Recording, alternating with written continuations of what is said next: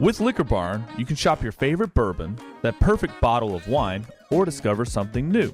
To place an order for pickup or delivery, download the Liquor Barn app, visit liquorbarn.com, or call your nearest Liquor Barn location. Follow us on social media and subscribe to our email list for all the latest news on products, promotions, and events. Liquor Barn, where Kentuckians go to celebrate life. Cheers!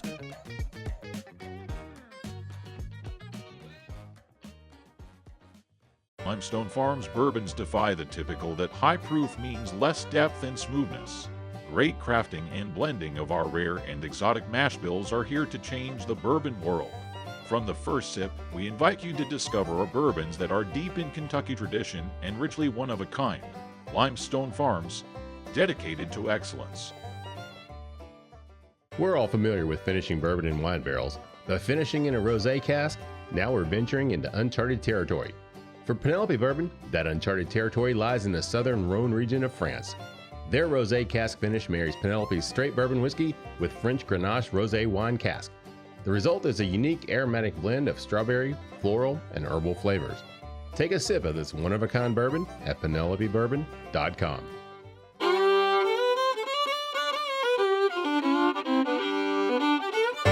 Welcome to the Bourbon Life Podcast, your source for all things bourbon. Join your hosts, Mark and Matt, as they drink and review bourbons, share news about upcoming events, interview the who's who in the bourbon world, and, most importantly, bring you along for the fun of living the bourbon life. Now, here's your hosts, Mark and Matt. All right, everybody, welcome back for another episode of the Bourbon Life Podcast. I'm your host, Mark, and with me here tonight in the Bourbon Life Studios, otherwise known as my basement, it is my good friend, Matt. Matt, how are you doing out there in the Bourbon Life Studios? I'm doing great, Mark. We got the got the fireplace fixed. It wasn't roaring when I first showed up, so we got the fireplace going. So everything's good out here in front of the Bourbon Life fireplace, also known as your basement. Yeah, man. Nice. I'm excited about this show, Matt. This is one I've been working to put together for quite a while. Finally got it to happen, man. So this is exciting. I'm really, really excited to have this guest on our show and talk about his brand and his whiskey. This is going to be a lot of fun. But before we jump into that, I do have to say we are the Bourbon Life Podcast presented by Liquor Barn. We appreciate Liquor Barn's support, of course. We appreciate all of our sponsors, everything they do for us. We cannot do this show, of course, without all of their support. So with that said, Matt, would you like to tell everybody who we have with us tonight? I would love to. Joining us, our audience here this morning, this afternoon, this evening, whenever it is you are getting your Bourbon Life Podcast on, is the Descendant of Knobel Whiskey, Mike Rowe. Mike, welcome on to the Bourbon Life Podcast. You actually used it. Thank you. Your audience should know. We were just talking in the green room. What do you have on your card, Mike? What do you want us to call you? And I'm like, God, I haven't had a business card in 30 years, but I guess I'm the descendant of Carl Knobel, and that'll be good enough for this. Yeah, that works. That's great. I like that. That's very unique. Mike, you're the first descendant. That's the first official descendant we've had. Yeah. That's right. All right, yeah. Good. Yeah, we'll have to hang a banner or something for that one for sure. So, Mike, the way we like to do our show, we always jump in. We talk about the whiskey first a little bit, just so everybody knows what we're drinking. So this first round, I kind of let you, if you want to, you can kind of talk about it a little bit. But we're going to be pouring up your Knobel Rye. So if you want to talk a little bit about that product. Well, there are 4 flavors in the lineup at this point, and the rye is actually the most recent, but it's also probably the least intimidating of the quartet or the quadrigal. As we call them, it's 95% rye and 5% sort of a barley mash. And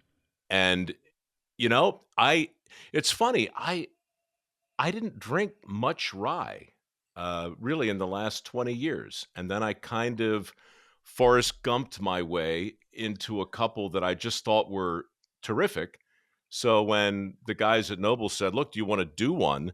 I thought about it for maybe 3/4 of a second, and what came out was something like yes and hell yes, and so we did, and now we're all going to drink it together, I guess. Me in my basement, and you in yours. Yeah, very nice. Now, so it's a 95.5 rye, which is kind of a common mash bill, I think, for people out there that, are rye drinkers, rye fans.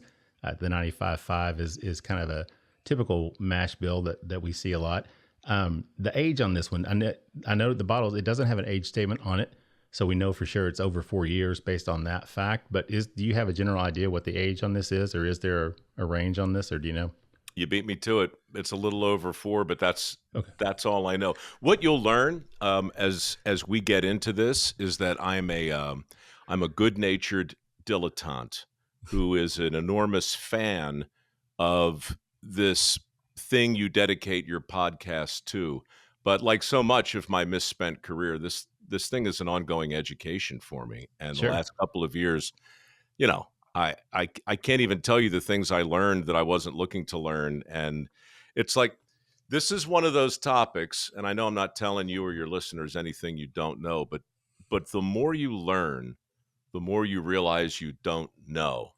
So it's such an odd mix of like curiosity and humility that I think is required of a descendant like me. And Yeah. and maybe I'm not nice. alone. Yeah. Mike, I do have to ask, do you have your own autographed bottle there on the desk that you drink out of? God, I'm sorry. This is the most bougie thing. Look, let me tell you what happens, right? Yeah. This started as a fundraiser, right? Okay. And yeah. So I sign a lot of the bottles and we raise money for the Mike REMIX Foundation. It just got out of hand because everybody liked it more than I thought. And I wound up signing a bunch of bottles and my partners sent them to me here at the house. And now my neighbors got wind of it. So they come over every weekend, and by the way, I now have more neighbors than I ever thought I did. And these bloodsuckers sit around with me on my deck and they drink me out of house and home. And Nice. And the amount of grief I've got for handing out bottles of bourbon and rye with my name already on it is really just hard to it's just hard to comprehend how tasteless that is until you actually live through it. Oh, no, I like it. I just happened to notice that. I was like, man, he's got his own autographed bottle there. I'm going to start autographing my bottles. I think. Yeah, that's how I roll. Sometimes, I just sit around Mark on a weekend and sign my bottles, name on shit. Everything. Not just bottles. My dog. Just whatever. Whatever I can reach. Yeah, you'll never lose your underwear again. It's got your name written all over it. Well, Matt, let's jump back to the whiskey here. What do you pick up in terms of the nose on this one, Matt? What do you smell? It's got a nice sweetness on the nose. I think I'm picking up like really nice honey and grain sweetness. I think that just like that sweet baked bread aroma that's really coming through with this. Also like a really nice touch of golden straw. Good barrel influence too. It just has like a really nice kind of back end with some mint. Some of those herbal notes come across, but like really sweet, really nice honey coming through with it. Nice clover flavors and aromas. Really nice, approachable nose.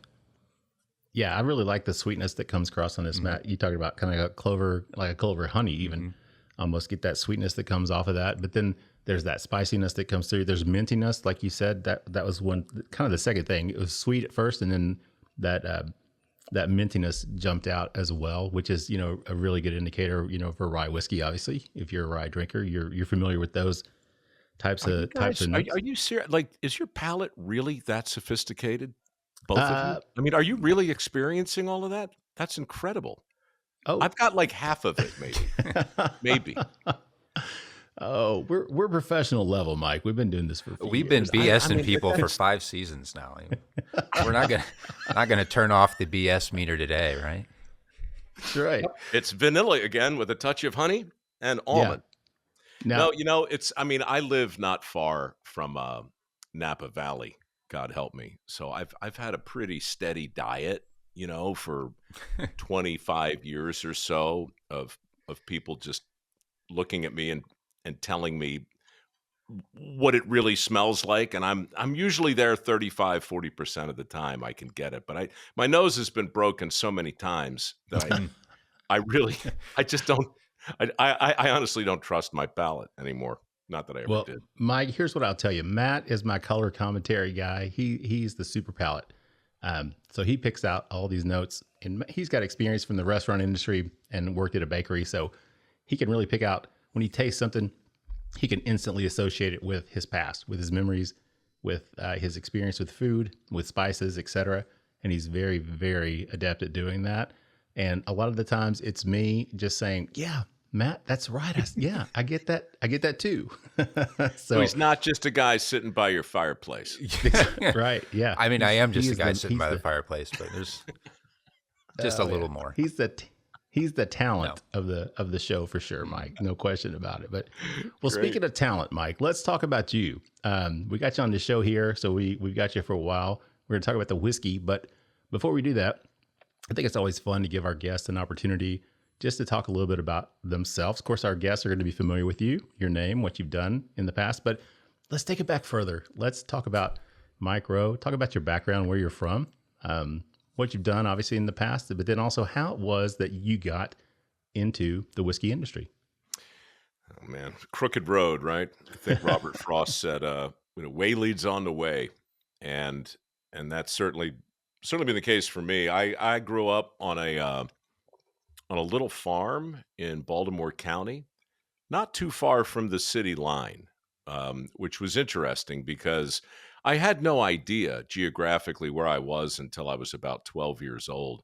My granddad had to move his house because it was in the path of Interstate 95, and the state let him put it wherever he wanted. So he picked this sort of a remote hilltop in Baltimore County. There was nothing up there except 4 or 5 acres of open space and about 60 acres of woods attached to the back of it. So he put his house up there. The interstate went through, and the off-ramp came down around maybe 300 yards down a bluff, and there was all these pine trees in between. So growing up there, if you closed your eyes, you'd swear the sound of trucks on the interstate was the ocean. In fact, my mother told me that's what they were, so it took a long time for her lies to actually be revealed. But on the backside, we had all these woods, and then on the east side, we had a creek called Stemmer's Run, and there was a covered bridge, and there was an old stone lane that went up to my pop's house, and then there was the interstate way on the other side. So he wound up building a house for us next door, and my brothers and I grew up next to my grandfather and my grandmother with my parents on this little fake farm in what felt like the Appalachians, but was actually just a weird little piece of property a few miles from the Baltimore city line. But I never knew it. Growing up, I had the greatest playground in the world, which was this woods behind our house. And, we had enough land it wasn't ours, but nobody could get to it. So my pop and my dad built a stable. My mom's crazy for horses, so we started boarding horses. And so I grew up with half a dozen horses in what would have been a backyard, a vegetable garden, a big one, and a giant wood pile because we heated our house with wood stoves. And so that was my life as a kid. My granddad and my father and I would take the Massey Ferguson tractor back into the woods with a cart, and there would be ropes and pulleys and chains and chainsaws and all kinds of hatchets, and we would take a tree and we'd bring the tree back and we'd cut it up, and then we'd turn it into a cord of wood. And those were the chores. That and picking up horse crap was pretty much everything I did from 0 to 15. It's a pretty good childhood, actually. Yeah, it sounds like it. I mean, I'm from Eastern Kentucky, and it sounds very similar. So kind of unique to think that that's outside of Baltimore, that you had that kind of experience in your childhood. And then from there, you obviously you went to college, right, for a while, or did you graduate? Yeah. Okay. Yeah, so like my granddad, and this will be relevant later probably in our conversation, but you should know at this point he was a magician of sorts, not like rabbit out of a hat stuff, but he could build, fabricate, fix, or repair anything. He only went to the 7th grade, but he had that chip Yeah. Like Right. you never read the directions to anything, but he could take your watch apart or that microphone and put it back together blindfolded. He built the house I was born in without a blueprint. Wow. So he just had that crazy talent. And my dad was a school teacher, but my earliest memories were of him working for my grandfather as an apprentice. And so that's what I saw as a kid. That was my exposure to work. And I was sure that I was going to follow in my grandfather's footsteps. I was sure, because I worked as his apprentice as a teenager too. Lots of construction sites and various projects. And, that was the plan. And that's really when I learned that just because you love something doesn't mean you can't suck at it. And that was a painful lesson. But when it became clear that I would not be following in his footsteps, it was my granddad who said, maybe you can be a tradesman if you want, Mike, but just get a different toolbox. So yeah, I went to a community college and I studied a bunch of things that I really wasn't interested in: acting, singing, writing, the liberal arts. Then I went to work, and then I went back to a state school eventually and got some sort of degree. But it was a strange time for me and an interesting way to get a valuable education, because I wasn't pursuing anything that I loved. I was just looking to flesh out some sort of toolbox and hoping that it might come in handy one day. Yeah. And then you ended up getting into entertainment, right? After that? Well, it got into me, I guess. It's again, truly a crooked road, but I had a teacher, a guy named Fred King, when I was in high school, who was one of those, and you guys have both had these people in your life. Most of us have somebody who just takes you by the scruff of the neck and says, no, not that way, Right. this way, do this instead. And Fred was just one of those men who had an oversized influence on me. He made singing cool. He made like singing in a barbershop quartet, which was about the most unhip thing imaginable. He was the king of the barbershoppers. He was a legend in that weird world. And with his help, I overcame a childhood stutter, which bedeviled me for years, and learned, like Mel Tillis did years ago, that you can't stutter when you sing. Yeah. So I started singing, and as it turned out, I could carry a tune, and I wound up crashing an audition for the Baltimore Opera when I was 22. Wow. And I got in, and all I wanted to do was get my union card so I could audition for TV things and commercial work. But the music was better than I thought. And the girls were just, it was so much fun. It was like a world I never imagined even exploring. But one thing leads to the next. And yeah, I got in entertainment by way of the side door in the Baltimore Opera. And then I was selling things in the middle of the night on the QVC cable shopping channel. And then I was narrating shows for National Geographic and Discovery, talking about the lone wildebeest walking slowly across the vast reaches of the barren Serengeti, only to be eaten by, hyenas or crocodiles. And Matt, it never works out for the wildebeest, by the way. There's always got to be one, right? And every story needs a hero. Don't leave the herd. Just don't leave the herd. This is if you're a wildebeest leaving the herd, I'm telling the world about it, and I'm telling you now, it's not going to end. It's not going to end good well for you. Yeah. Yeah. No doubt. Yeah, I guess the movie was The Lion King, not the Wildebeest King, right? Oh, good point. Not Matt. yet, anyway. Yeah. So I think I read somewhere that you got fired at QVC. Is that true? Is that kind of? Well, technically, no. I didn't get Okay. fired from QVC. I got fired 3 times from QVC. What was a mark of shame and humiliation for many years has really turned out to be a kind of badge of honor.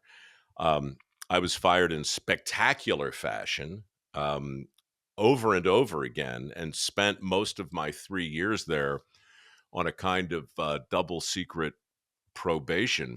Nice. Working the graveyard shift. Because the thing about QVC is it's really, at least back in 1989, 1990, it's impossible to hire for that job because the job didn't really exist too much prior to that. So you need somebody who can sit on camera live with no delay for 3 hours at a time, talking ad nauseum about an endless list of products that they're probably not familiar with, right?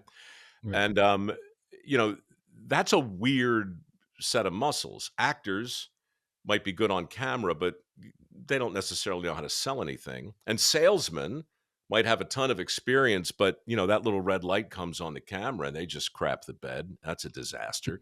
So, they hired thousands of people and only kept a very few. In fact, before I was fired,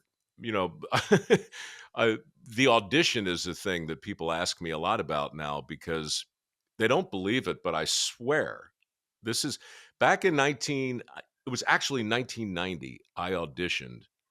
I was still in the opera at the time, and we were in the middle of a production of some Wagnerian dirge called the Ring des Nibelungen, right? So I'm dressed as a Viking. It's the intermission, and I don't need to be on stage for like 45 minutes. So I walk across the street to the Mount Royal Tavern to drink a beer, as one does dressed as a Viking. It's very gratifying. And I wanted to watch the football game, or at least part of it, but it wasn't on. The bartender had this channel on. I didn't know what it was, but there was a big guy in a shiny suit talking very enthusiastically about pots and pans. And I said to my buddy, Rick, what the hell are we watching? What is this? And he said, it's like a 24-hour commercial. And I'm auditioning for that guy's job tomorrow. They're having an open call here in Baltimore, down at the Marriott at the Inner Harbor. So I literally sat there dressed as a Viking, drinking this beer, watching what looked like the end of Western civilization, at least as I understood it, but also realizing, or at least saying quietly to myself, man, I think I can do that. Yeah. So Rick and I think he bet me like $100 that I couldn't get a call back.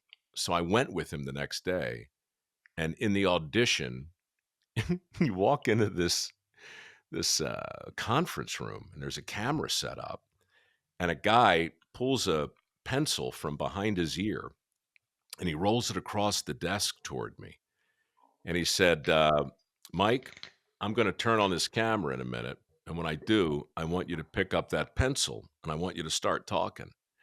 And I don't want you to stop talking until I tell you to stop, but I want you to make me want the pencil.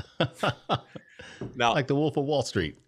Basically, yeah. I mean, it was so strange. And he didn't tell me that if I could talk for 2 minutes in a fairly convincing way about this pencil, then I would be hired on a provisionary or a provisional basis, 3 months of probation and no training period.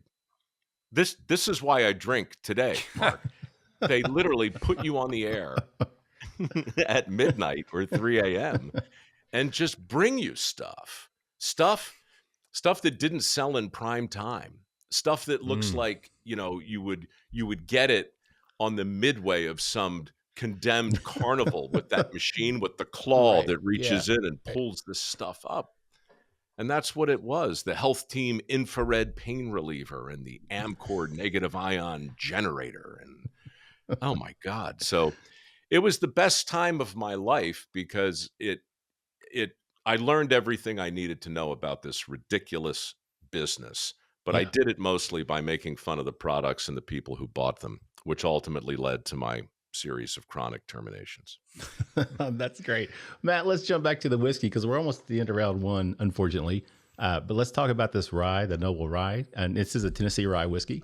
What do you pick up in terms of the palate and the finish on this, Matt? Yeah, the palate on this, we said 88 proof, right? I don't know if we touched on that. 88 proofer. Yep, 88. I pick up a good amount of like citrus right on the front of the palate. There's tangerine there. There's like orange citrus fruit right up front. It's got a nice bright opening to the palate. Then that sweetness, the honey comes through.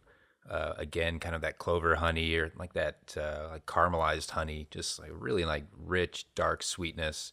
Then it kind of lends into some marshmallow, sort of some toastier notes, kind of a creamy marshmallow with nice oak finish. I think the barrel makes its appearance on the finish with this. That sweet charred oak comes through and just a good crisp finish on it. Really nice drinking rye whiskey.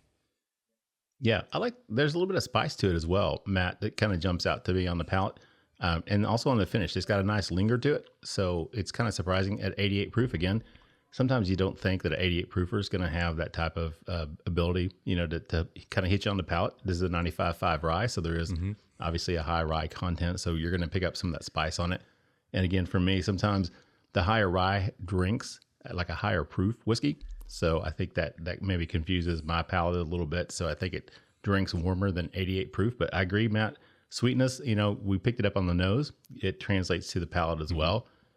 Really, really nice, man. Just a really nice all-around rye whiskey here. So, Mike, anything else in terms for the palate or finish for you that stands out? Yeah. What's your favorite part of the palate, Matt? If you had to pick between the front of your palate, the middle of your palate, and the back of your palate, if you're only limited to one palate part, what would you go with? I got to say I'm probably a front palate. Like I like something that really excites and like brings something right up front, because if it falls flat right at the front, it may just taint the rest of it for you. I want to be engaged right from the beginning. Hit me on the front of the tongue, the front of the palate. Let's wake it up and see what we've got going.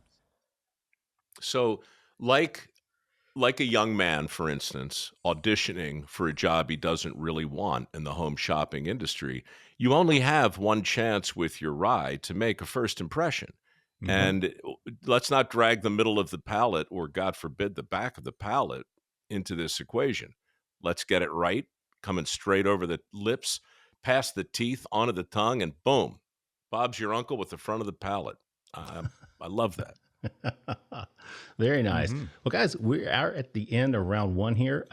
Matt, what are your final thoughts on this, the rye whiskey? That's great. It's got a really nice profile. I really like the citrus and that tangerine notes. And like you were saying, Mark, brings some spice at the finish too. So really nice product. Yeah. Love it. Yeah, Mark, very nice. Can I ask another question too? Since I'm basically here to learn more than more than anything. When did it happen? Like, when did rye all of a sudden make this resurgence into the zeitgeist? That's a great question. And we just had Dan McKee on the show. He's the master distiller at Michter's. At Michter's, yeah. Yeah. We were with him last week in Louisville, recorded with him. And we were talking about that, because they were one of the first to really jump on the rye bandwagon. They were originally from Pennsylvania, which is where Pennsylvania rye really kind of, started. The farmers moved west from there back in the 1700s, came out to Kentucky, settled, couldn't get the rye, so they got corn, started, distilling bourbon instead. But, we talked about their commitment to rye, and they were really one of the first brands on a large scale to produce it. We've had guys on the show like Fred Noe, we had him on, and they were talking about back in the day that they would have one distilling day a year that they distilled rye whiskey. That was it, out of 365 days. So I think we just, I attribute it a lot to the growth of bourbon, but I think rye has come along with that as well. But shows like Mad Men, where you saw these guys talking about rye whiskey, and I'm a huge Mad Men. I mean, I love the show. But, people wanted to be Don Draper. People wanted to drink that rye cocktail, an old fashioned made with rye whiskey. And that was Don Draper's whiskey was a rye whiskey. So I just think that people started looking for something different. The cocktail culture started really developing as well. And I think rye whiskey stands up really nicely in a lot of cocktails. Sometimes bourbon has that sweetness from the corn, whereas that rye has that spicy punch. And I think it made a difference that people started looking for that as well with their cocktails. So I think rye was just kind of that perfect little gem that was, that people had overlooked forever. And we are seeing that resurgence. We talked about it last night. We had another guest we recorded with.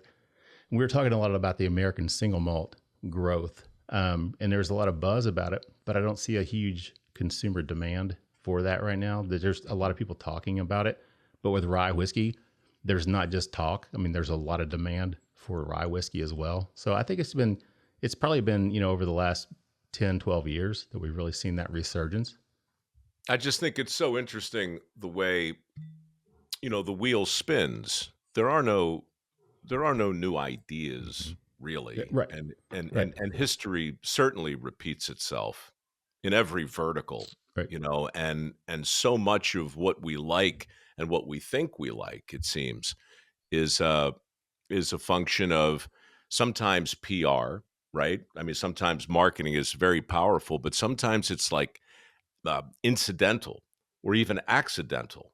Suddenly there's John Hamm holding a classic tumbler of rye. And all of a sudden, everything else in that scene becomes interesting to your brain in a way that you hadn't considered before. And so now your tie's a little skinnier, right? Right. And now your hair's got a little Brill cream in there. That's and right. You know what? I'm going to have the rye. And it's just, I see it in TV. I see it in music. I see it, certainly I see it in podcasting. Sure.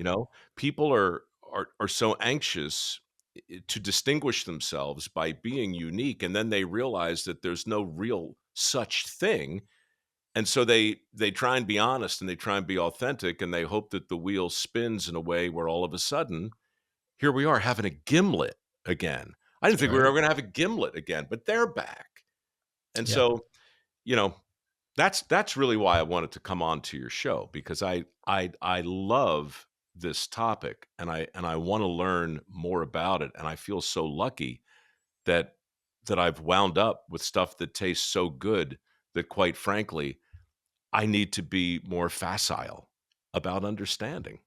Sure. Well, we appreciate you coming on the show and sharing with us, no doubt about it, but we definitely enjoy this rye. Let's take a quick break though, because we got several more things to get through on the show. So we'll take a quick break, get a word from our sponsors, and we'll be back with more with Mike Rowe with Knobel Whiskey in just a minute. Welcome to Old Dominick Distillery, a family-owned craft distillery nestled in the heart of downtown Memphis. Founded by descendants of Domenico Canali, a pioneering Sicilian immigrant who made Memphis his home in the late 1800s, Old Dominick is steeped in history and tradition. Old Dominick prides itself on offering a diverse selection of whiskeys to satisfy every taste. Whether you're a seasoned connoisseur or a curious newcomer, you'll find something to love, including an 85 proof Tennessee whiskey, bonded Tennessee whiskey, a single barrel Tennessee whiskey, a 90.1 proof bourbon, and coming this fall, a cask strength bourbon. Each bottle of Old Dominick whiskey is crafted with care, featuring unique mash bills that offer a variety of high and low proofs. This dedication to quality ensures there's a perfect pour for every whiskey enthusiast. Old Dominick whiskeys are proudly distributed in several states, including Tennessee, Kentucky, Missouri, Georgia, Arkansas, Illinois, and Mississippi. Can't find us locally? No problem. You can conveniently purchase our products online and have them delivered straight to your doorstep. Ready to explore the world of Old Dominick? Visit our website at olddominick.com to learn more about our history, discover our products, and find a retailer near you. Visit the historic James E. Pepper Distillery, located in the vibrant Distillery District in downtown Lexington, Kentucky. Initially built in 1880 by Colonel James E. Pepper, one of the founding fathers of the bourbon industry, it operated until 1967 when it was shut down and abandoned for over 50 years. After a decade of historical research, the brand was relaunched and the distillery was rebuilt. Distilling resumed on-site in 2017 using the same historic bourbon recipe as when it closed in 1967. The distillery offers a selection of fine whiskeys for tasting and retail purchases, including the award-winning Decanter Bourbon. Intimate guided tours include time in the museum, an up-close look at the grain-to-glass process, and a complimentary tasting. Stop by for an old-fashioned cocktail and see why TripAdvisor ranks the Pepper Distillery as the third best distillery in Kentucky and the #1 attraction in Lexington. Learn more at jamesepepper.com. All right, everybody, welcome back for round 2 of the Bourbon Life Podcast. I'm your host, Mark, and with me here live in the Bourbon Life Studios, it's my good friend, Matt. Matt, how you doing out there, buddy? Hey, I'm doing great out here, Mark. Everything looking good in mission control there. The ship's in ship shape. Yeah. I got my mood lighting, Matt. First time with mood lighting. What do you think? You'd like I was going to comment. You look better than you ever have. What can I say? It's the mood lighting. It really brings out your eyes, Mark. Yeah, that's what my wife said. With the hair and everything, that blue really just, it pops. Yeah. Well, we're in Lexington too, so UK Blue, Kentucky Blue. So there you go. You know, these influencers, Mike, these young whippersnappers out there on Instagram You and everything. spend more you know, they time have all on this Instagram than probably all those whippersnappers combined. they got all these fancy lights and things behind them. So I'm like, you know what? The old guy's going to jump into the fray and figure it out. So here we are with the fancy blue light. So anyway, we are the Bourbon Life Podcast presented by Liquor Barn. We appreciate their sponsorship. Of course, we appreciate all of our sponsors. We could not do this show without all of their help. Matt, with that said, tell everybody who we have with us tonight.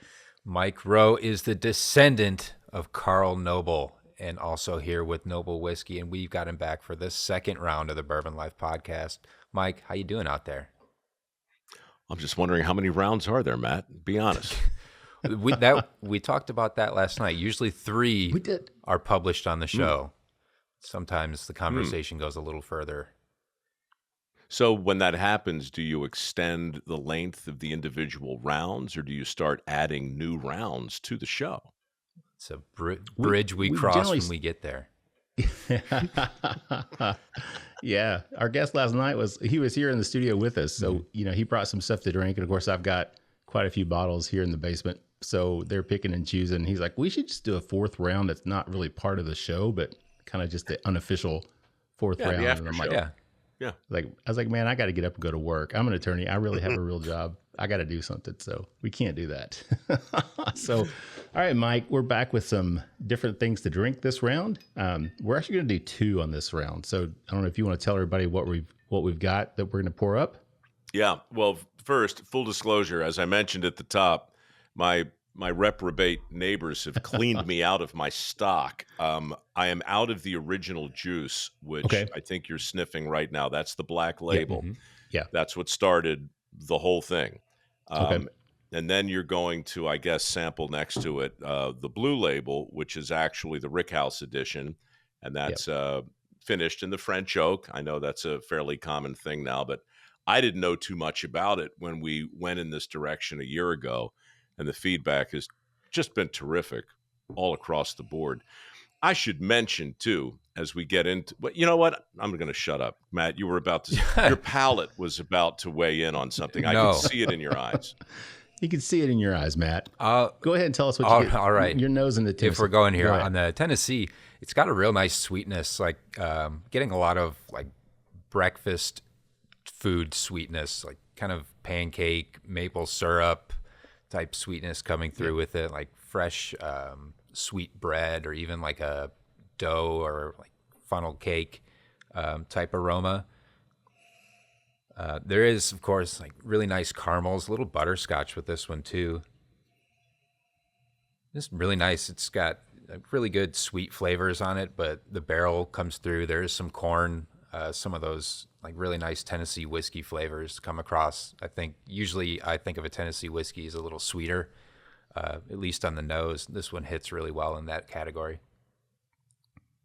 Yeah, and that's another thing, Mike. This Tennessee whiskey, this is 90 proof. So we stepped up a couple points over the rye.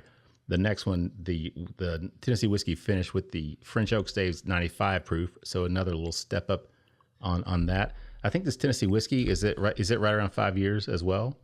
Yeah, this is the one that convinced me to, well, there were 2 things that convinced me. And again, full disclosure, I didn't spend a lot of time agonizing over a mash bill and contemplating precisely what I wanted to do in the whiskey business. I honestly had no conscious plan to get into it, but I had a friend down in Tennessee, and through a series of weird events, a large tranche, or a modest tranche of 5-year-old became available.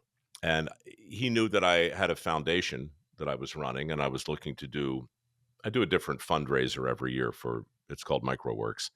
And he said, you know what, I think people would really like this. You should come down here and try it. And if you like it, we should do something together. So I did. And that's what I tasted right there. I thought it was terrific. Mm-hmm. And I said, I don't know anything. I don't know my ass from a hot rock in this world, but that was basically my motto for dirty jobs as well. So I said, let's give it a try. But that's the stuff right there that started it. So that's kind of a cool story. I mean, the fact that it wasn't really something you were looking to do, but it was an opportunity that came to you, really. Is that kind of a fair Well, that's the assessment? story of my life, Mark. I mean, once I realized I wasn't going to follow in Carl Nobel's footsteps, and once he Right. told me to go get a different toolbox, everything that happened was a series of events where I learned the same basic lesson over and over, which is I'm an okay host. I can create the illusion of competence and knowledge in short bursts on the TV. And I did that for maybe 20 years. But it wasn't until Dirty Jobs came along that I realized I was probably a better guest than I was a host.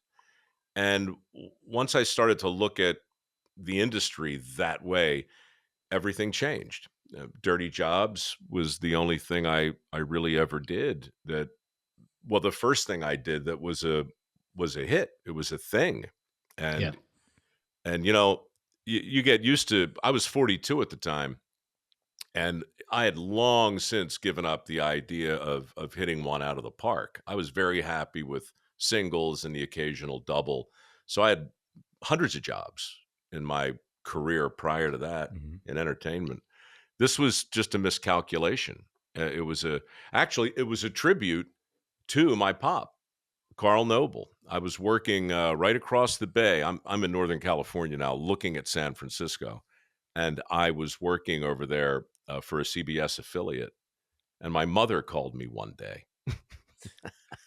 This would have been 2001, and she said, "Michael, your grandfather turned 90 yesterday, and he's not going to be around forever. And I was just thinking, wouldn't it be great if before he died, he could turn on the television and see you doing something that looked like work?"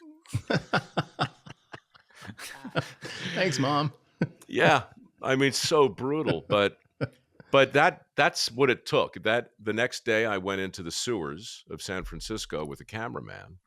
And what happened down there is now the subject of a book and a matter of public record, but it led directly to Dirty Jobs. And Dirty Jobs changed, I mean, modesty aside, it changed cable television. 30-some shows evolved out of Dirty Jobs. It changed my career because that's truly when I realized I was not going to ever pretend again to know something on camera that I didn't, So all of the credit and all of the knowledge and whatever information, legitimate information came out of that show came from the experts that we profiled. And so that's why I instinctively defer to Matt. Who cares what my palate thinks? I don't know, but I'm interested in what you guys think. And that dynamic was the thing that really changed my career in TV.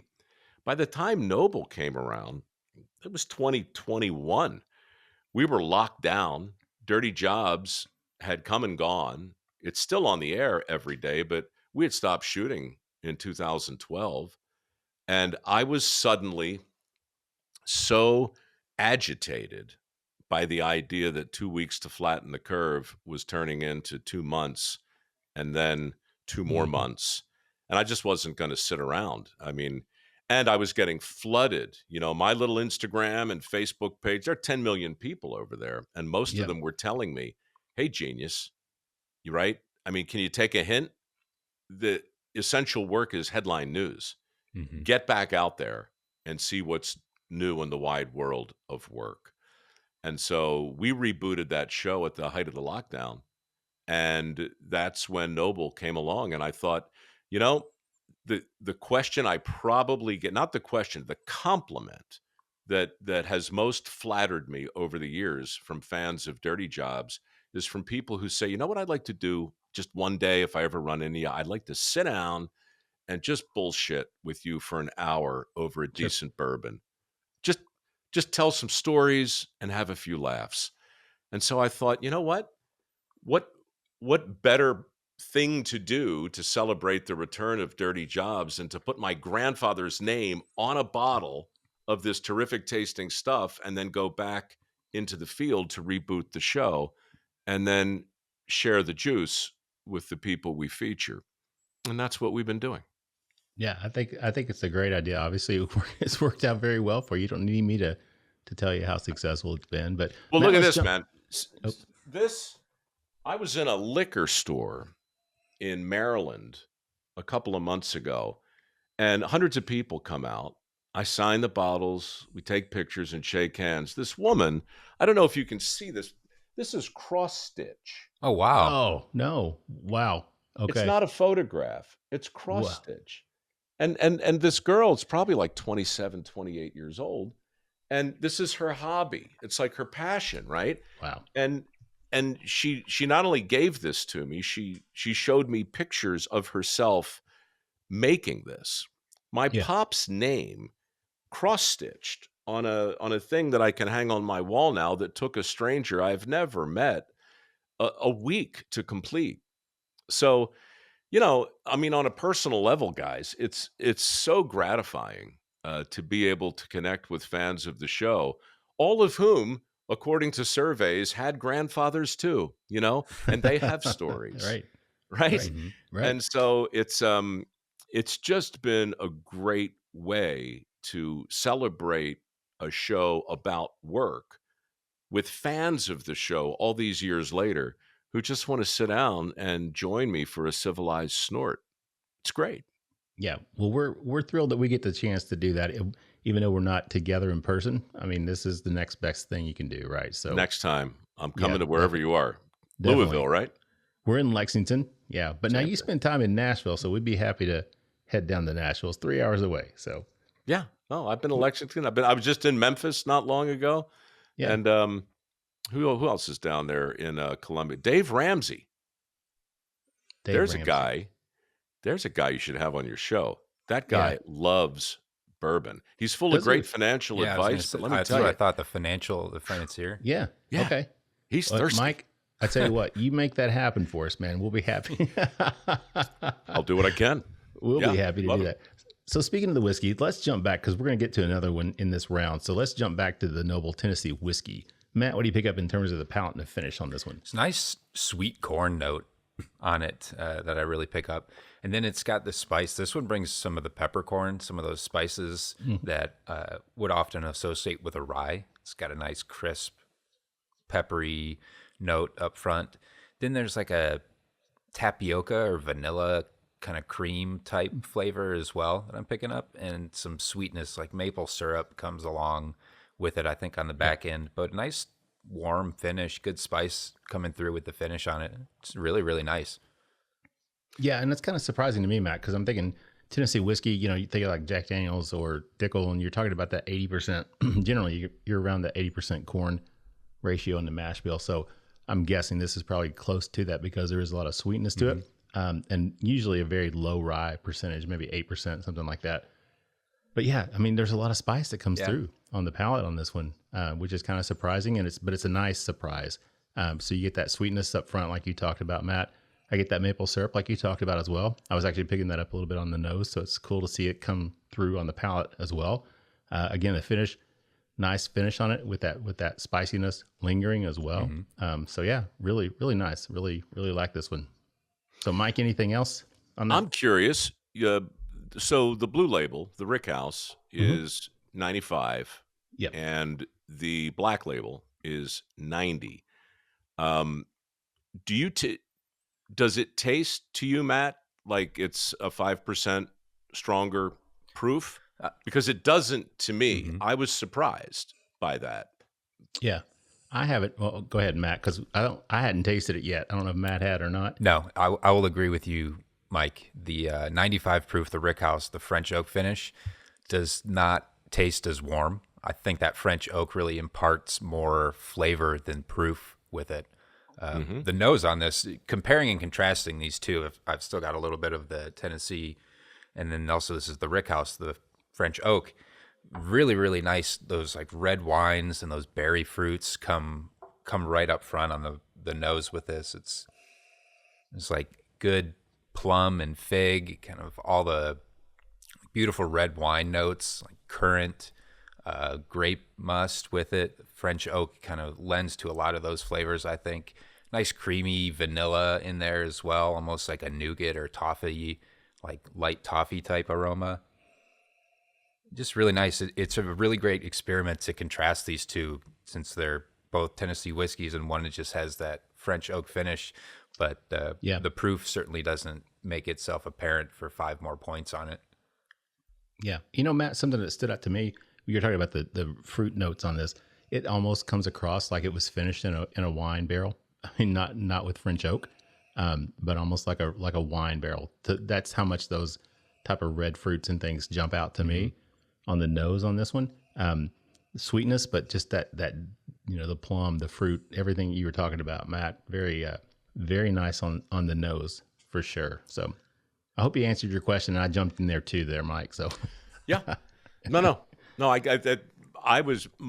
My first impression when I tried it was, I can't believe that's a stronger proof. It just didn't make any sense to my Philistine palate.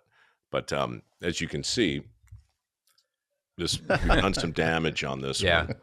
So you hide that one from the neighbors, right? Oh my God, I tried to. It doesn't matter. They find it. They find it. Yeah, they're milling around outside right now.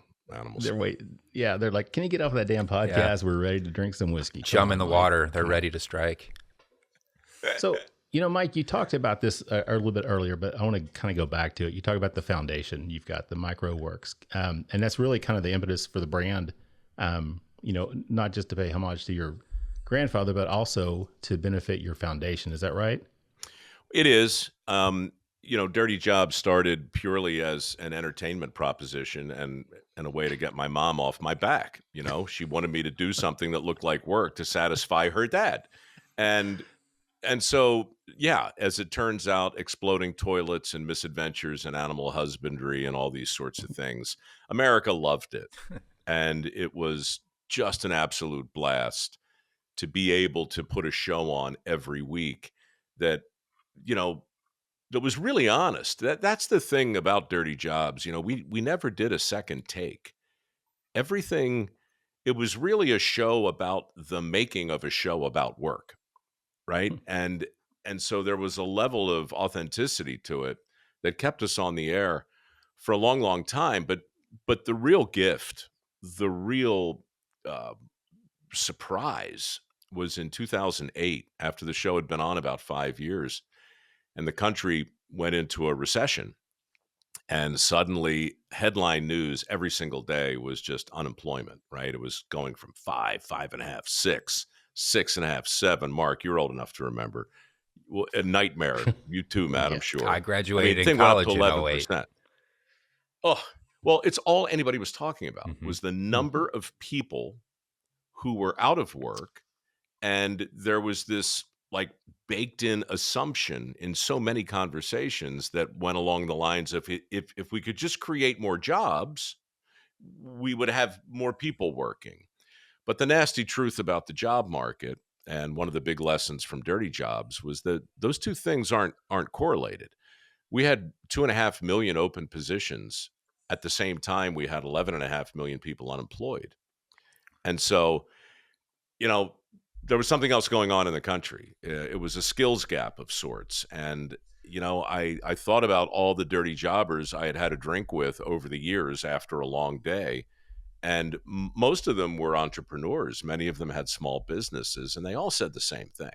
They all just said that the single hardest thing is to find somebody who's willing to learn a skill that's in demand, show up early, stay late, and take their bite of the crap sandwich when it's their turn. It's hard. And it's only gotten harder.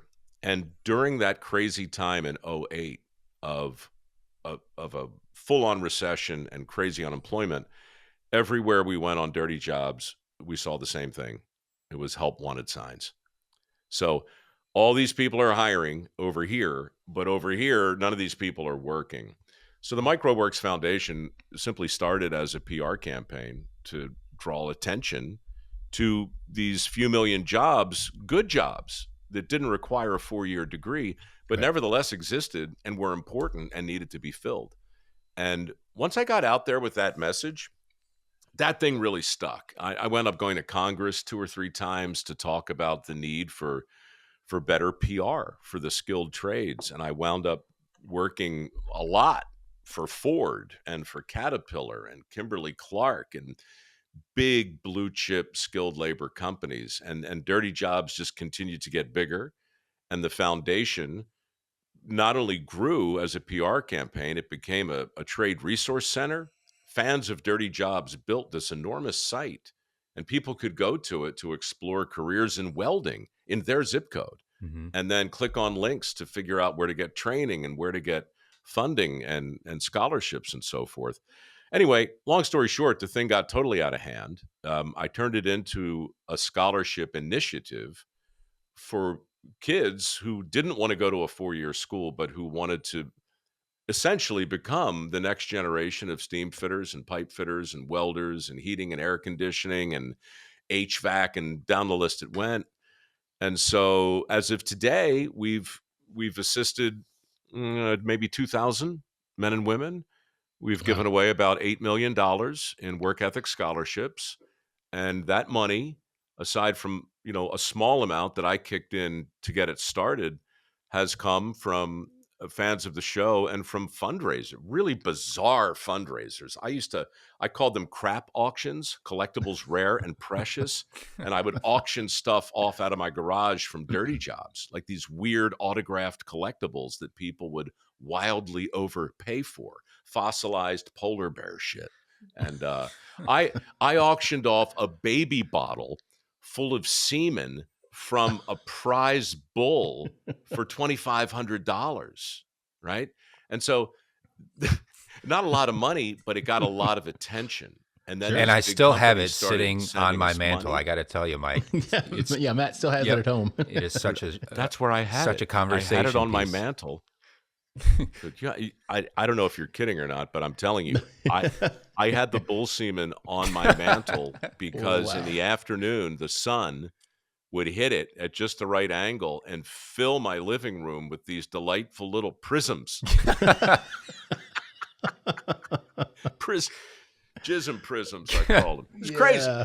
And so look, all of that is to say that every bottle of Knobel Tennessee whiskey that we sell online, the proceeds come back to the foundation. And that's all this was supposed to be. It was supposed to be a 3-month fundraiser with some of this 5-year-old stuff my friend had in the barrel. But the feedback was so great. And he was like, how about a rick house? And I said, okay. And then it was, well, let's do this and let's do that. We got a single barrel in the works. I think we're going to open the barrel strength in the next break. We've got the rye. And it's turned out to be an amazing fundraiser for our scholarship program. And it tastes good. Yeah. So, and women I've never met stand in line to say hello and give me cross-stitch pictures of my granddad's name festooned upon a bottle of whiskey. I just don't know how much better it gets, fellas. Yeah, what more could you ask for, right? How could it get any better? So, Matt, speaking of the whiskey, we're at the end of round 2. Let's jump back though. Talk about this second pour that we had in this round, the Tennessee whiskey that's finished with those French oak staves. What do you pick up in terms of the palate and the finish on this? The Rickhouse edition is really savory. I pick up a lot of berry and kind of like cherry pie notes right up front. Some of those baking spices come across too on the front of the palate on this one. Like a little bit of the cinnamons, kind of cardamoms or gingers. Yeah. Think of like some of those winter Christmassy type baking spices. Then it's got a nice custardy aroma and flavor to it that I pick up on the palate, and nice like spicy peppery finish with this one. While it doesn't drink the 5 proof points higher, I think it does still bring a nice long warm finish with it. It's good and rich and flavorful. Just a nice contrast to drink the two or have the two and try them right next to each other just to see what those French oak staves can really do to it. Yeah, I mean, they make a big difference. It's really unique. And again, it's only a 5 proof point difference. Mm-hmm. But this one doesn't drink, higher to me. like you said, Matt. So everything you said goes for me as well. See, that's the way I do it, Mike. I just let Matt talk and I just say, hey, Matt, you know what?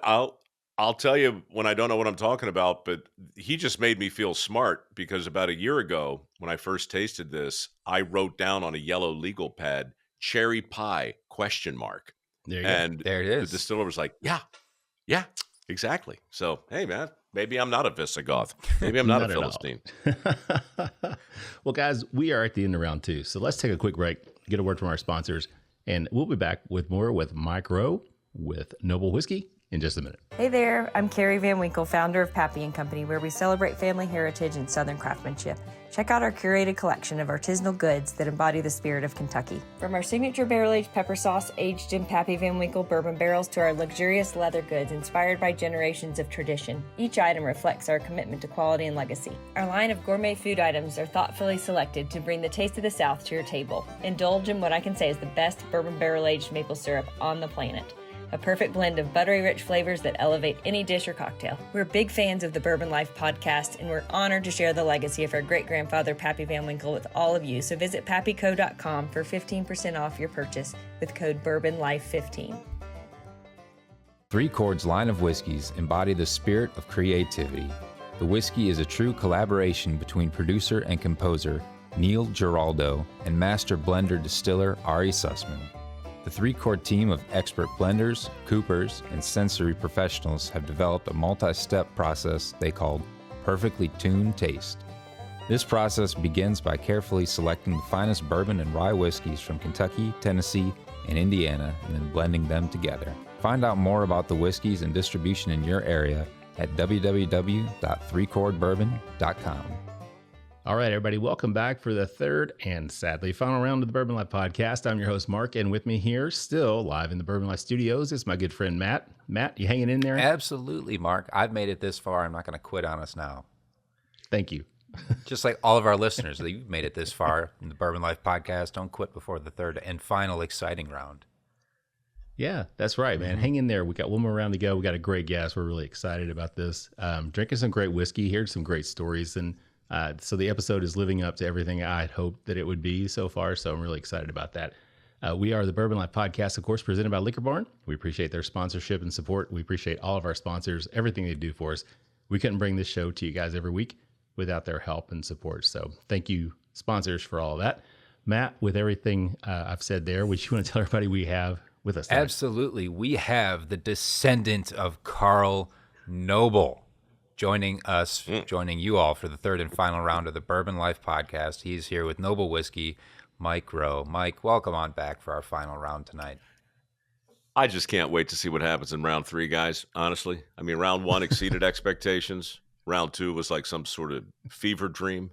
And now here in round 3 with the barrel strength staring me in the face, and you two, I feel like I'm on, it's like a hip NPR show with whiskey. Yeah, it's like Nice. a show titled Parents Who Couldn't Come Up with More Creative Names Than Matt, Mike, and Mark for their kids, right? We got stuck on M, 3M. Yeah. Hey, it works for Minnesota Mining. There you go, the 3M Podcast. So, all right, guys, this round we are drinking the Knobel Barrel Strength Tennessee whiskey. So, Mike, you want to tell us a little bit about this one? Yeah, this is the bottle I keep down here in my office where I do my podcast. I keep it close by, and in case of emergencies, and one podcaster to another, you know that emergencies do happen both on a technical level, on a creative level, on an atmospheric level. I mean, anything can happen. If I'm sitting here right now looking out my window, I'm very fortunate. I see the San Francisco Bay, but just the other day, I saw a man with a leaf blower. I didn't know who he was or where he came from, but there he was 5 feet away on the other side of this window, blowing leaves with a device that comes in about 180 decibels. So suddenly, my live podcast took a certain direction. In fact, we labeled that episode "The Leaf Blower Stays In" because we couldn't cut around it. But the only thing that made the whole thing okay was the fact that this barrel strength whiskey was in easy reach. And I opened it and I poured some, and I threw it back over my unsophisticated palate. And just like that, all was right with the world. Yeah, it's funny how whiskey will do that for you, right? Takes care of all of life's problems one way or another. And today, I guess it's Fat Tuesday today, right, Matt? Yeah, you are right. Today it is. Yeah, I hadn't even thought about that, man. But so this is our own little celebration here before we head into, well, I'm not Catholic, but hey, maybe taking a little time off. We did dry January, Mike, which was kind of scary. It was eye-opening for me. Kind of Right, you guys know you host a podcast on bourbon, right? We do. Yeah, that was quite an experience to do a full dry January and to do a bourbon podcast. We did 5 episodes, and so we would swish and spit like a wine drinker. We'd take a mouthful. And, I'm not sure how I feel about this story, guys. I mean, full disclosure, it's like me going, "Oh yeah, this season on Dirty Jobs, we're going to clean places." Yeah, I don't know how that sells in the heartland, frankly. We made it through, and now I'm celebrating what I've donned it as Moist February. It doesn't seem to be a very popular name for some reason, though, Mike. I'm not sure why. It's one of those words, man. Moist makes people uncomfortable. It does. It really does, and I don't know why. I don't either, but I'm sticking with it. So we are celebrating Fat Tuesday here in Moist February with Mike Rowe drinking his Knobel Tennessee Whiskey Barrel Strength. Matt, what do you pick up on the nose on this one? This one has a really nice peanut brittle nose that I pick up right on the front. It's like peanut brittle, and then it also has kind of like toffee notes are sort of what I'm picking up. Think of like a chocolate toffee and like peanut brittle, kind of what's the candy I'm thinking? Like a Heath bar type aromas with it. But then there's also like this to me smells like it has some alcohol with it too. It's got a big bold nose on it. I think at 119.5 proof. Yeah. This one definitely has some rich body to it, but really nice, like good subtle softness from the vanillas coming through. A nice char from the oak in the barrel as well. Just a really inviting nose. I'm really, really excited to get into this one. Yeah, the nose on it is delicious. I mean, the ethanol does come through, but it's not overwhelming. It's not overpowering. Of course, I love the higher proof whiskeys, Matt. So this is like right in my wheelhouse. There's a sweetness that comes along with this as well. Almost going back, last night we spent time talking a little bit about kind of bubblegum aromas that come off of whiskeys. And I'm picking that up a little bit on this one. And sometimes that I get that on these higher proof whiskeys, Tennessee whiskey on this one. Not sure what the mash bill is. My guess is is this the same mash bill, or do you know? Yeah, same mash bill. That's what I kind of assumed it was. So a lot of sweetness on that, that's coming through. But I think that higher proof really accentuates all those notes that we talked about. It is different, obviously, than that lower proof, the 90 proof that we had earlier.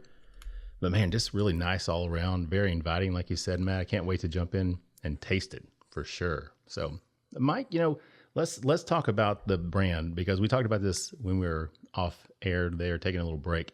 But you started the brand right in the middle of lockdown, right?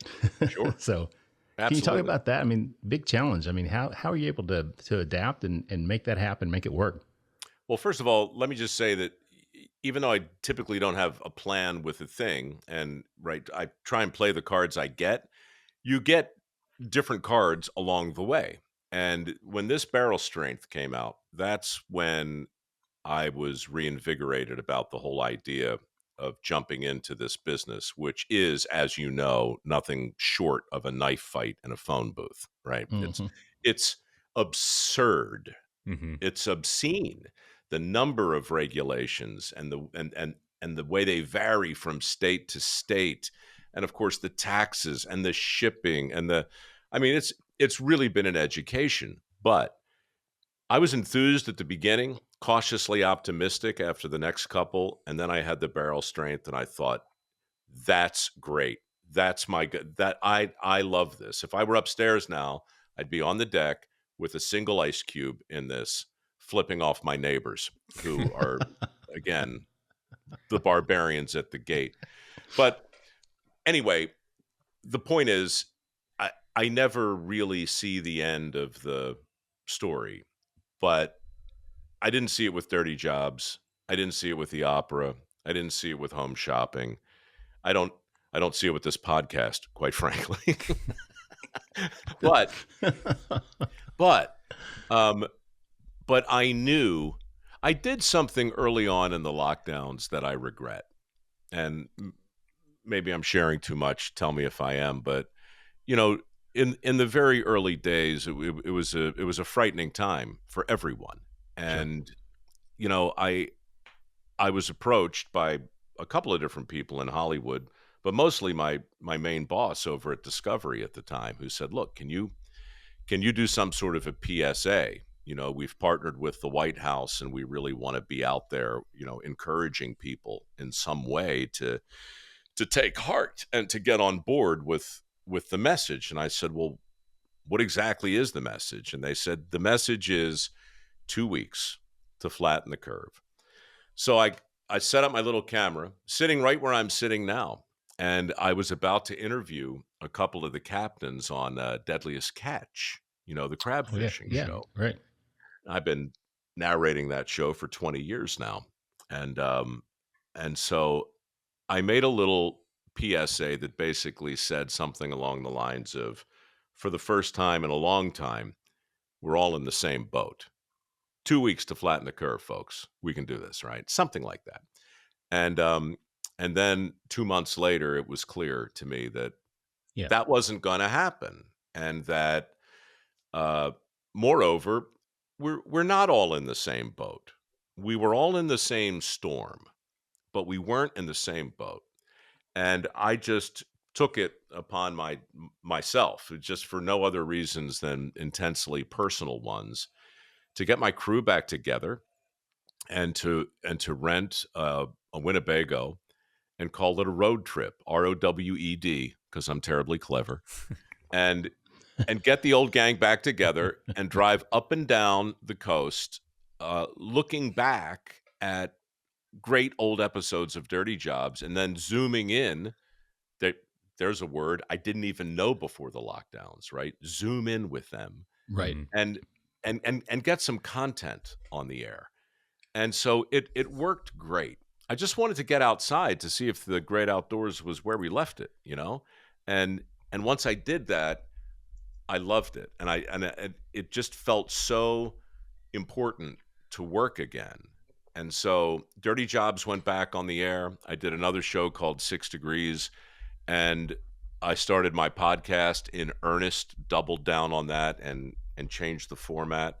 And so I just say all that because I was in the mindset to take on a challenge. And I knew it would be challenging to launch a brand at the height of a lockdown. On the other hand, I knew what the brand was, and I knew that people were sitting around at home probably, you know, looking at Netflix and wanting to take the edge off. Right. And so throw the foundation on top of that and allow me to go out into the world and say, look, this is our fundraiser this year. And for the next 3 months, we're going to offer you some great 5-year-old whiskey. Give it a try. Well, it didn't take 3 months. It took about 3 hours. Mm-hmm. We sold out immediately. And that's when I thought, well, you know, I don't know how the game ends, but that card looks pretty good. So I'm going to play it. And here I am 2 years later on the premier bourbon podcast in the solar system. That's right. We appreciate you being here with us. But yeah, I mean, that's a great story because you did this with really no intention to get into the industry on a full-time scale. And here you are now, like you said, 2 years later, you've got 4 expressions out that we're tasting through tonight. I mean, did you ever, in your wildest dreams, just even fathom that this was a possibility? No. And there's a 5th one coming. We're working on a single barrel that we're going to have in a couple of months. But look, again, my life changed when my pop said, get a different toolbox. It really did. Mm-hmm. And then it changed again when my mother said, get out there and do something that looks like work. And those 2 moments brought me just to a different place where no, I don't have any wild dreams, Mark. much less my wildest dreams. Dirty Jobs was 3 one-hour episodes, 3 and done, just a pilot, really, to get my mom off my back. And after that, the viewers took over, and I got thousands of suggestions and invitations to farms and factories and construction sites and little backwaters, and it was the time of my life. We did 350 of those things. And so, I didn't know how that was going to end. It was never one of my dreams. I don't know how this is going to end. I just know it tastes good to me, and I know what I like to watch, and I know how I like to live. And, for me to see my pop's name on a bottle of better than average hooch, that's what'd Shakespeare say? A consummation devoutly to be wished. Very, very nice. So, Mike, I'm just curious, man. I mean, because you're involved in a lot of stuff. You talked about, you got the podcast, you got the shows, you've written books, right? So, I mean, you've done a lot of stuff. You get the foundation. How do you find the time? How do you make the time to do all this? We don't make time. That's one of the few things we can't make. We all get the same 24 hours. And what I do is, I look at life like tile and grout. We're all building our own mosaic, and the tiles get all of the glamour. They get all the attention. It's what our eyes are drawn to, but it's the grout in between them that holds the whole thing together, like the mortar in a brick wall. Nobody looks at the mortar, but without it, it's not a wall. It's just a pile of bricks, So I try not to forget about the grout, and there's a lot of time in the grout. The book I wrote on planes. I stopped watching movies on planes and I started writing. I wrote a book called The Way I Heard It while I was shooting, mostly on planes and in greasy spoons and cafes and bus stations and all over the place. The foundation, it's the same sort of thing. I run it as best I can, but if you go through my calendar, you're not going to see meetings scheduled. But as soon as we hang up from this, I'm going to call my partner, and we're going to basically do a very quick shoot tomorrow to announce the fact that we're giving away $1 million at the end of February for the next round of work ethic scholarships. And look, this is about as earnest as you'll hear me, especially after 3 bottles of whiskey. But if your listeners know somebody, or if they happen to be someone who wants to learn a skill that's in demand, that's what Mike ROWWORKS does. We've trained a couple of thousand skilled workers, and most of them are making 6 figures a year now. They don't have a college degree, but they got work ethic, and they got grit, and they've got natural talent. They got a lot of the qualities that Carl Knobel had, which is why there's a show and a foundation and now a whiskey dedicated to the old man. Very, very nice. Speaking of the whiskey, Matt, let's jump back over and talk a little bit about the palate and the finish on the cask strength, or the barrel strength. I'm sorry. Tennessee whiskey. What do you get? I pick up a nice note of that peanut brittle that I picked on the nose comes through on the palate. There's those peanut notes, that brittle note, kind of like that bruleed sugar type note comes through. There's also like berries. To me, it's like really sweet, like a berry jam, and also like a kettle corn or frosted flake type note, I think comes across. The corn is really present in the sweet and savory sense with it. Then this one definitely brings some spice and some heat. There's some peppercorn that comes across the palate, comes into the finish as well, and then a really long, warm, like cherry finish, like warm, spicy cherry comes down the line for me on the finish, and just really leaves a nice, memorable finish on this one. Really nice. Yeah, the cherry note stood up to me, Matt, that you were talking about, and there's that spice that comes through. And we talked about that on the 90 proof Tennessee whiskey. The fact that it's probably a lower rye, but we got a lot of spice off of it. So I'm happy to see that on this higher proof, that probably low rye content still translates into a nice spicy palate effect, and also on the finish.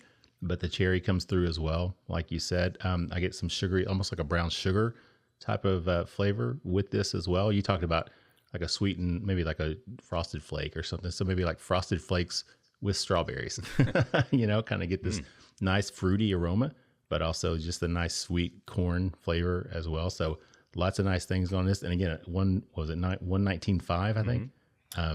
Yeah. Nice, It's funny. Mine's 121, but it okay. It varies a little bit from batch to Right. batch, but I think I still got some of the early stuff here. Very nice. Mike, anything else that you pick out when you drink this that stands out to you on the barrel strength? Well, I don't know that I'm ever going to be able to drink it again without thinking of Heath bars and cherry pies and frosted flakes and type 2 diabetes, man. I tell you. Hey, it's like the stuff my dreams are made of as soon as I wake up thinking about food. I mean, it just goes to show most of those things don't go through my mind, but when you say them and then I drink them, I'm like, yeah. I haven't had a Heath bar and God, I don't even know how long, but it's in there. You know what I miss, man, is do you remember the $100,000 bar? Oh, yeah. Yeah. That was a good one. That was a good one. Yeah. That was a good Well, one. Mike, we're getting close to the end of the show here, Mike, but I don't want to wrap it up quite yet. I want to talk a little bit about the future things that are going on. You mentioned that you've got a fifth expression. You're going to be doing some single barrel stuff. What else you got coming? Anything else going on with the brand that you want to talk about? I think only that you probably have people in your audience that are saying, why not me? I could do this. I could make this, and maybe they can, and maybe they should. But I'll tell you, it's noisy out there. It's noisy in the liquor space. It's noisy in the TV space. It's noisy in the podcast space. It's noisy in the bourbon space. And so in so many ways, I think that PR and marketing are so interesting, because when you see it done right, it just makes so much sense. And when you see it done wrong, you don't even hear it. It just bounces off your forehead now. And it's odd for me, because I see that in shows and my own foundation, right? Everything we do is designed to make these jobs that exist to get the stigma off them, the stereotypes and the myths and the misperceptions, to get them out there in a good light. I've been thinking a lot really about what to do with Knobel. How do I market it? Because I don't want to be out there doing any of the obvious things. So I'll come on podcasts like this. I changed the words to there was a song during the lockdowns that made the rounds, like on TikTok and social. It was called the Wellerman. Oh yeah. Soon may the Wellerman come. Da-da-da. So I changed the words to soon may the nobleman come. And I recorded it in like 4-part harmony and made a music video and threw that out there. And that seemed to work. And so I'm going to spend more time this year just thinking about how to talk about everything we just talked about without sounding like a schmuck, because it's a fundraiser, but it's also a serious product made by serious people who know what they're doing. Sure. Mm-hmm. It's fun. I don't want it to be pretentious. Mostly I just want it to be the thing I sit down with and have a sensible snort with a fan of the show. That's what I do with my pop now. If I were king of the world and go back in time, to sit down with Carl Knobel and drink a little bit of this and talk about work and talk about life and have a few laughs. I think sometimes that the real magic of what you guys do and the real appeal of the stuff we've been drinking, it's not the mash bill and it's not the palate, and it's something I can't find on the label, but the best moments in my life when I look back at it, when I look back at the fellowship and the friends and the role that this or something like it played, the social lubricant and the history of it all. I love it all so much that I'm trying to figure a sensible way to talk about it that that is good for the people who make it and good for the foundation that it supports. Well, I think you've done a wonderful job with us this evening, and we've really enjoyed it for sure, Mike. So, well done. You're off to a great start. No doubt about it. I appreciate it, guys. I'm going to go upstairs and eat a Heath bar now. Yeah, there you go. Yeah, diabetes, like Wilford Brimley. Diabetes is coming to get you, right? It's the right thing to do. That's the oatmeal guy too, right? He was. He was the oatmeal guy. Yeah, the guy that does the diabetes commercials did the oatmeal commercials as well, right? So he used to sit there on his horse with that giant white mustache, looking like everybody's cranky uncle. Yep. Telling me to eat my oatmeal. I miss that guy. Yeah, and then he was the scary guy, security guard in the Tom Cruise movie, when he was the lawyer, but he was the really bad, scary security guy. But the first one. We'll leave that one alone. Yeah. The first, the first time. Oh gosh, what was that called? The Firm. The Firm. Yeah. You really were a lawyer, weren't you, Mark? I am. I still am an attorney, and I was coming out of law school right around that same time. So yeah, I was like leery of these weird law firms that wanted to interview me from Memphis. No, I'm just kidding. That never happened. But Mike, let's. Where can people find your product? That's what I was going to ask you. I knew I had a question, man. Sorry about that. Oh, yeah. This is how we land the plane. KnobelSpirits.com, KNOBEL, like my pop.com. The quadrigal is available. I don't know why they don't just call it a quartet, but they like the Roman word for four, and that's a pretty good buy, and all the individual ones are there too. And yes, some of them are signed because, as we established an hour and a half ago, that's all I do now in the grout is sign my name on whatever I can reach. Yeah, very, very, very nice. So, Mike, any final thoughts before we wrap it up and get out of here this evening, before we close it out? Dirty Jobs was a rumination on gratitude and the part of our workforce that does the kinds of jobs that make civilized life possible for the rest of us. You know, those men and women work hard. They play hard, and that's why every bottle of this stuff says work hard, play hard, be noble. And, you know, as slogans go, it's just a slogan, but I believe it to be something like decent advice. And so I'll leave you with that. Work hard, play hard, be noble.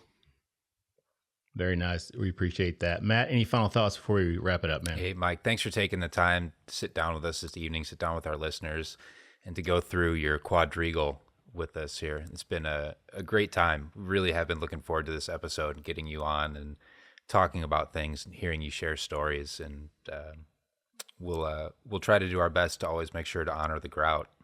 Keep in mind the grout Thanks, of our Matt. lives. Your palate is a true work of art. I thought things were going pretty good. It didn't get weird till we got into the barrel, and then Wilford Brimley came up on that horse, and then I don't even know what to say about that. But look, you can't went downhill. These kind of things. Yeah. Yeah. You know, we're 4 pours in. Well, actually, I think I'm on my 5th pour now since I took an extra of the barrel strength because it was so good. So, Mike, really enjoyed it. Thank you so much for joining us, man. This is something I've looked forward to for quite a while. I'm very happy that we were able to make this happen. And I had not tasted any of the whiskey before this. I was waiting. I like to do that. You know, I don't want to be like tasting it ahead of time. So we popped it tonight and shared it with you. And I've been very impressed with everything you guys have in your lineup. Very nice. Matt's palate obviously picked out a lot of great notes on that. The barrel strength probably is a winner for me just because the high proof, that cherry flavor, that brown sugar to me, just kind of right in my wheelhouse. But again, Mike, we really appreciate it. Everything you do, the work you've done, the foundation you have, the way that you support people, you give them life and hope in what they do. And I think that's just a wonderful thing that you're able to do that and help people that sometimes need help. They need someone out there that could be an advocate, and you do that for them. So that's wonderful. So cheers and kudos to you for doing that. So, and Thanks, thank you, Mark. for joining us tonight. Guys, we are the Bourbon Life Podcast presented by Liquor Barn. We appreciate you guys joining us. Like Matt always says, whatever time of day it is, morning, noon, or night, whenever it is you get your Bourbon Life fix. Thank you for taking the time to listen. We do want to thank all of our sponsors again, like I've said numerous times tonight. We couldn't do the show without them, so we appreciate it. Of course, we wouldn't have a show without you, our listeners, or watchers now on YouTube. So thank you guys for joining us and tuning in.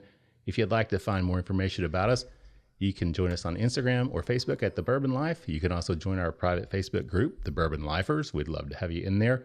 You can email us at thebourbonlife@gmail.com. If you have nasty comments, please don't send those to us, but we'd love to hear constructive criticism or any show ideas that you might have. And if you feel so inclined, please leave us a review on your favorite podcasting platform. With that said, I'm going to wrap it up, send us home with our tagline, which is, may your glasses always be full, and may you keep on living the bourbon life. Thank you for joining us for this week's episode of the Bourbon Life Podcast. Our mission at the Bourbon Life is simple: to share our passion for all things bourbon with you every week. And we'd really love to hear your thoughts on how we're doing. You can find us on Instagram and Facebook at The Bourbon Life. You can also contact us by email at thebourbonlife@gmail.com.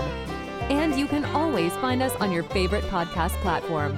If you have a moment, we'd love it if you would rate us and give us a review. So until next week, we hope your glass is always full and that you keep on living the bourbon life.